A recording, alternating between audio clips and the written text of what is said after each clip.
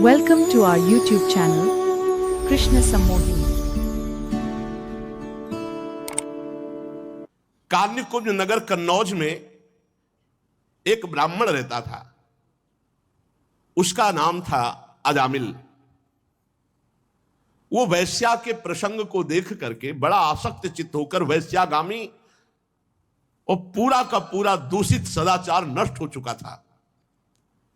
वो इतना नीच हो गया था कि रात दिन वैश्या का सहवास करता, उसी के पास रहता, उसको रिझाने के लिए बटोहियों को लूटता, उनकी हिंसा कर देता, जुआ खेलता, धोखाधड़ी से धन ला करके वैश्या को संतुष्ट करता।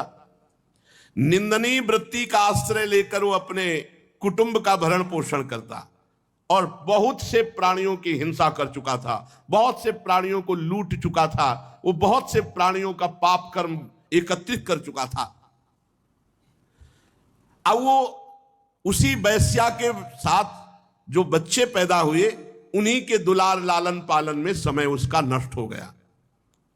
बहुत बड़ा आयु का लंबा भाग व्यतीत हो गया। 88 वर्ष की उसकी अवस्था आ गई। उसने वैश्या से 10 पुत्र उत्पन्न किए थे। सबसे छोटे का नाम नारायण रखा था। ये स्वयं नहीं रखा था। जब भगवान अहेतुकी कृपालु है, अहेतुकी कृपा करते हैं तो साधु समागम होता है। भक्तमाल जी में इनका चरित्र है। एक बार एक भगवत प्रेमी महात्माओं की साधु मंडली आई तो भ्रमण करते थे साधुजन, तो उधर कन्नौज होते हुए निकले। तो उसी नगर में पूछा, भाई कोई पवित्र ब्राह्मण हो जिसके यहां भिक्षा ले सके, कोई एकांतिक बगीचा हो। तो विनोद करने वाले, उपहास करने वाले गांव में भी लोग होते हैं। उनका बहुत सबसे ज्यादा पवित्र अजामिल ब्राह्मण है और बगीचा भी बहुत जोर का है, और था जोर का बगीचा क्योंकि वैश्या का था उपवन।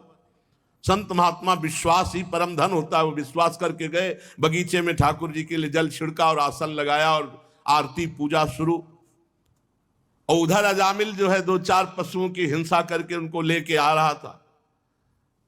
बगीचे में गया, देखा साधु महात्मा तो वैसा तो नहीं कि वो ये ना जानता हो कि साधु महात्मा क्या होते हैं। पशुओं को दूर फेंका जो मृग आदि मार कर लाया था, और गया साष्टांग दंडवत किया और रो पड़ा, भगवान आज पता नहीं मुझ नीच अधम का कौन सा सौभाग्य उदय हुआ कि आप भगवत प्रेमी महात्माओं का सानिध्य। प्रभु मैं तो बहुत नीच हूं, आप यहां कैसे आ गए? तो उनका गांव के लोगों ने बताया कि उत्तम ब्राह्मण है। तो बोले, प्रभु देख ही रहे हो आप हम कैसे उत्तम हैं। वैश्या के संग रहते हैं, हिंसादि चोरी लूटपाट से अपना पेट पालते हैं। प्रभु मेरी दुर्गति हो गई। तो उनका अब तो कोई साधन बन नहीं सकता, अब हम तुम्हारे भाग्य की रेखा देख रहे हैं, एक पुत्र और होगा, उसका नाम नारायण रख देना। और संतों ने अपना आसन उठाया और अपवित्र स्थान में भगवान का भोग बनाना, भगवान का भोग लगाना हो नहीं सकता, वहां से चल पड़े। कुछ समय बाद जो 10वां पुत्र हुआ उसका नारायण नाम रखा। सबसे छोटे का नाम नारायण था। अजामिल का बहुत प्यार स्वाभाविक नारायण पर था। देखो घर परिवार में भगवान नाम ही रखना चाहिए तो बहुत अच्छा रहता है। बार बार अब देखो उसको इसी पुत्र से प्यार था तो नारायण, इधर नारायण, कितना बढ़िया भाग्य। और ऐसे रखे जाते थे, नाम ऐसे रखे जाते थे। अब चला है कुछ ऐसा नाम और ऐसे ऐसे नाम है कि इनका कोई अर्थ है नहीं है, कोई अर्थ है नहीं है। पहले नाम राम कुमार, कृष्ण कुमार, हम ऐसे नाम रखे जाते थे। भगवान नामों से रखा जाता था कि कई बार बुलाया जाए तो वाणी पवित्र हो जाए। तो अब ऐसे नाम रखे जाते हैं।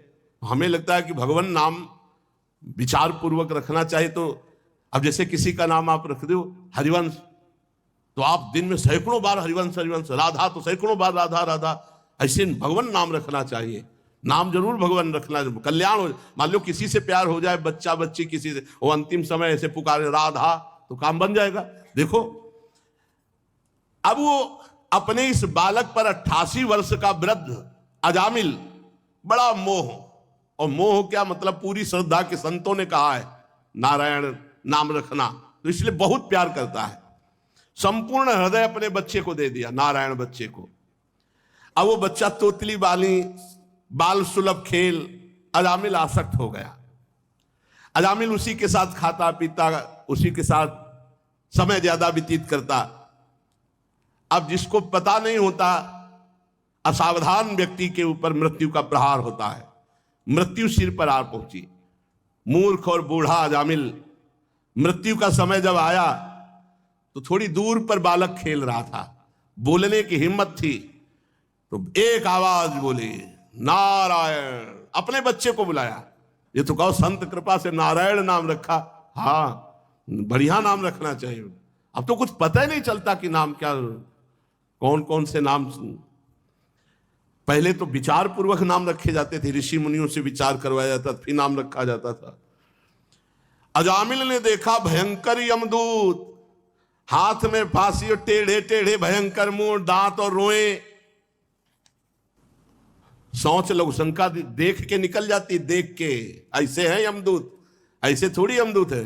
देख के लघु शंका और सोच छूट जाती है मरने वाले की। व्याकुल होकर ऊंचे स्वर से पुकारा, नारायण। बलिहार, संतों की बलिहार, ये ऐसी अंतिम बात बन गई, अंतिम बात बन गई। ज्यों ही नारायण पुकारा कि दिव्य चतुर्भुज भगवान नारायण के पार्षद दो उपस्थित हो गए।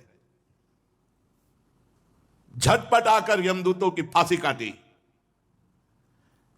अजामिल के सूक्ष्म शरीर को अभी वो खींच ही ना शुरू ही किया था, भगवान के दूतों ने, श्री हरि दूतों ने बलपूर्वक उन्हें डांट कर और यमपास काट दी।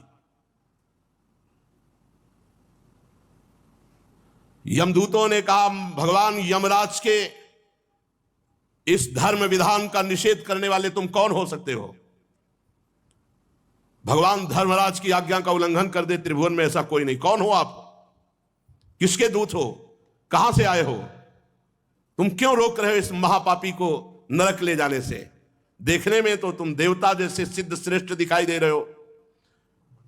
हम देख रहे हैं कि तुम्हारे कमल के समान नेत्र हैं, तुम पीले पीले रेशमी वस्त्र धारण किए, सिर पर मुकुट, कानों में कुंडल, गले में कमल हार, सबकी नवीन अवस्था, चार चार भुजाएं, सभी के कर कमलों में धनुष, तरकस, तलवार, गदा, शंख, चक्र, कमल आदि सुशोभित। तुम लोगों की अंग कांति से दिशाओं का अंधकार दूर हो रहा है। हम धर्मराज के सेवक हैं, हमें तुम लोग क्यों रोक रहे हो? यमदूतों ने जब इस प्रकार कहा तो भगवान श्री हरि के आज्ञाकारी पार्षदों ने हंसकर मेघ के समान गंभीर वाणी में उनसे कहा, यमदूतों, यदि तुम सचमुच धर्मराज के आज्ञाकारी हो तो बताओ धर्म का लक्षण क्या है? तुम यदि धर्मराज के दूत हो तो धर्म का लक्षण क्या है? धर्म का तत्व क्या है? दंड किस प्रकार दिया जाता है? दंड का पात्र कौन है? मनुष्यों में सभी पापाचारी दंडनीय है या उनमें से कुछ? यमदूतों ने कहा, आपने पूछा धर्म का लक्षण क्या है, तो वेद जिन कर्मों का विधान करते हैं उन्हें धर्म कहते हैं, और वेद जिसे रोकते निषेध करते हैं उसे अधर्म कहते हैं। और वेद स्वयं भगवान का स्वरूप है, भगवान की श्वास प्रश्वास से वेदों का प्रादुर्भाव हुआ है। जगत के रजोगुण, सतोगुण, तमोगुण, इन तीनों से सभी प्राणी पदार्थ ओतप्रोत हैं। सभी की मनोवृत्तियां तीनों गुणों में रहती हैं, सतोगुण, रजोगुण, तमोगुण। तीनों गुणों से कर्म होते हैं, उसके अनुरूप उनका विभाजन होता है। सूर्य, अग्नि, आकाश, वायु, इंद्रियां, चंद्रमा, संध्या, रात, दिन, दिशाएं, जल, पृथ्वी, काल, धर्म, ये गवाही होते हैं। रात दिन में सतोगुण, रजोगुण, तमोगुण से जो भी कर्म होते हैं उन कर्मों के ये गवाही होते हैं। सूर्य, अग्नि, आकाश, वायु, इंद्रियां, चंद्रमा, संध्या, रात, दिन, दिशाएं, जल, पृथ्वी, काल और धर्म, ये गवाही होते हैं। एक एक सेकंड के कर्म का हिसाब है।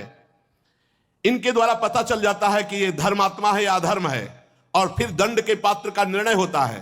पाप कर्म करने वाले सभी मनुष्य अपने अपने पाप कर्म का दंड जरूर भोगते हैं। निष्पाप पुरुषों, जो प्राणी कर्म करता है, गुणों से संबंध होता है, उसे सारे पापों का कर्म भोगना पड़ता है, जो उसका दंड भोगना पड़ता है। कोई भी देहवान ऐसा नहीं जो पाप ना करे या पुण्य ना करे, और जो पाप पुण्य करेगा उसे भोगना पड़ेगा, अवश्य में भोक्तव्यम। इस श्लोक में जो मनुष्य जिस प्रकार का जितना अधर्म या धर्म करता है, परलोक में उसका उतना वैसा ही फल भोगना पड़ता है। हे देव शिरोमणियों, सतोगुण, रजोगुण और तमोगुण, तीनों गुणों के भेद के कारण इस लोक में 3 प्रकार के प्राणी देखे जाते हैं, पुण्यात्मा, पापात्मा और पुण्य पाप दोनों से युक्त। उसका परिणाम होता है पुण्यात्मा सुखी, पापात्मा दुखी और पुण्य पाप मिश्रित सुख और दुख दोनों से युक्त होता है। वर्तमान समय में किए गया आचरण भविष्य का परिणाम दिखा देता है। वर्तमान में किया गया आचरण या भविष्य में इसकी दुर्गति होगी कि सदगति होगी। वर्तमान में जन्म जो हुआ, पाप और पुण्य जैसे भी किए गए तो भविष्य में उसको दंड भोगना ही पड़ता है। हम स्वामी अजन्मा भगवान सर्वज्ञ यमराज के दूत हैं। हमारे स्वामी सबके अंतःकरणों में विराजमान है, किसी को कुछ बताने की जरूरत नहीं है। जो मन से सबको देख लेते हैं और उसी के अनुसार वो दंड देते हैं, इसमें किसी को बताने की जरूरत नहीं। यमराज स्वयं सबके हृदय में विराजमान है।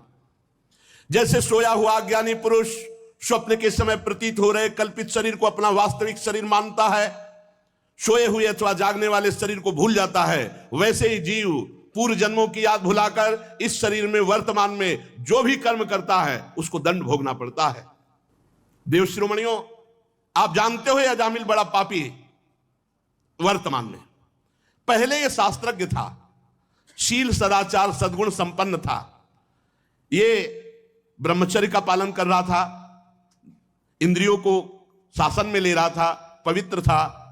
इसने गुरु अग्नि अतिथि वृद्ध पुरुषों की उपासना की थी, समस्त प्राणियों का उपकार चाहता था। पर एक दिन ये अपने ब्राह्मण पिता के आदेशानुसार वन में गया और वहां से फल फूल समिधा कुछ लेकर लौट रहा था। लौटते समय देखा कि एक भ्रष्ट वैश्या किसी कामी पुरुष से निर्लज्जता पूर्वक विहार कर रहा है। वैश्या ने भी शराब पी रखी थी, वो भी मतवाली हो रही थी। पुरुष के साथ ऐसे देख करके अजामिल का मन चंचल हो गया। अब ये लाख उपाय किया अपने मन को संभालने का, लेकिन ये काम के वशीभूत हो गया। यद्यपि बहुत धैर्य और ज्ञान का प्रयोग किया, पर काम वेग से विचलित होकर मन को ना रोककर ये पूरी शक्ति से वैश्या को रिझाने में लग गया। वैश्या को निमित्त बनाकर काम पिशाच ने इस अजामिल का नाश कर दिया। अब ये शास्त्र संबंधी सारी पवित्रता और चेष्टा मर्यादा छोड़कर वैश्या को रिझाने में लग गया। वैश्या के साथ सहवास और अपने घर की सारी संपत्ति वैश्या को दे दी। ये धर्म भ्रष्ट हो गया और वैश्या के ही पास रहने लगा।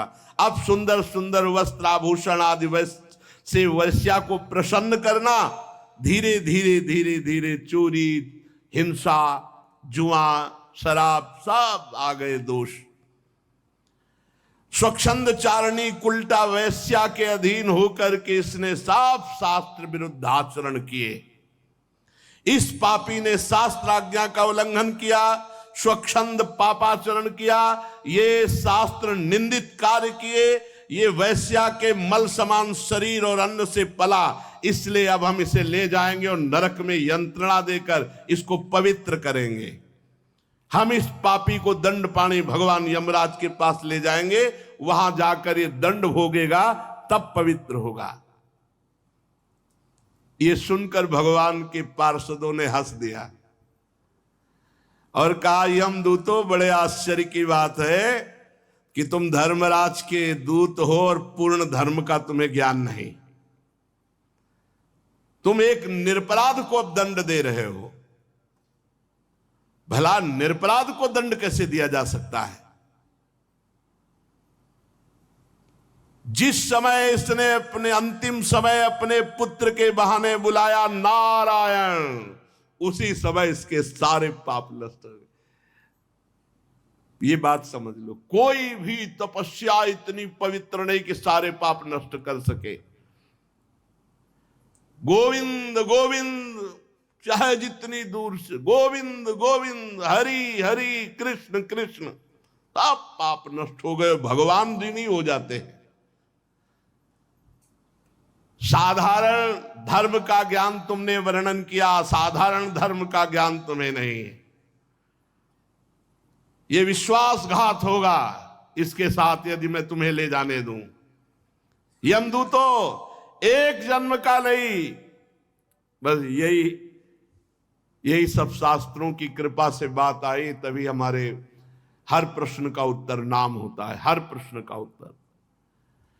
अयम ही कृत निर्वेशो जन्म कोट्यं हंसमामपि यद व्याजहार विवशो नाम स्वस्तयनम हरे।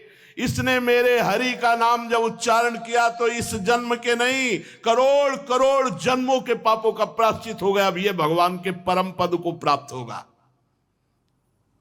1 रुपया नहीं लगता। तुम स्नान किए हो कि नहीं किए हो ये भी प्रश्न नहीं है। अपवित्र पवित्रो वा सर्वावस्थांगतो विवाह यह स्मरेत पुंडरीकाक्षम सवायाभ्यंतरा शुचि। हरि हरि कृष्ण कृष्ण राधा राधा राधा हो गया, सब पापों का प्रायश्चित हो गया। अयम ही कृत निर्वेशो जन्म कोट्यंग सामपि, करोड़ों जन्मों के पापों का इसने प्रायश्चित कर लिया। जिस समय इसने हमारे स्वामी नारायण का नाम पुकारा, जिस समय 4 अक्षर पुकारा नारायण, उसी समय ये पूर्ण निष्पाप हो गया, पूर्ण निष्पाप हो गया, समस्त पापों का प्रायश्चित कर लिया। ध्यान दो, भगवान के पार्षद बोल रहे, इस चोर, शराबी, मित्रद्रोही, ब्रह्मघाती, गुरुपत्नीगामी, ऐसे लोगों का संगी, स्त्री, राजा, पिता, गौहत्या, चाहे जितना बड़ा पाप हो गया हो और भगवान की शरण में आकर ये उच्चारण कर दे हरि हरि हरि कृष्ण कृष्ण कृष्ण गोविंद गोविंद गोविंद, बस सब पापों का प्रायश्चित हो गया। अहम त्वं सर्व पापेभ्यो मोक्षयिष्यामि मा शुचः। इसीलिए भगवान की शरण में होकर भगवान का नाम जप करो, बस सब मंगल ही मंगल है, आप चिंता मत करो। इसमें कौन सा पैसा लगता है? हृदय से भगवान के आश्रित हो जाओ और खूब नाम जप करो। अरे पाप की तो बात जाने दो, भगवत प्राप्ति हो जाएगी, भगवान की सानिध्य का निरंतर अनुभव होगा। खूब नाम जप करो, भगवत आश्रित रहो। शेष चर्चा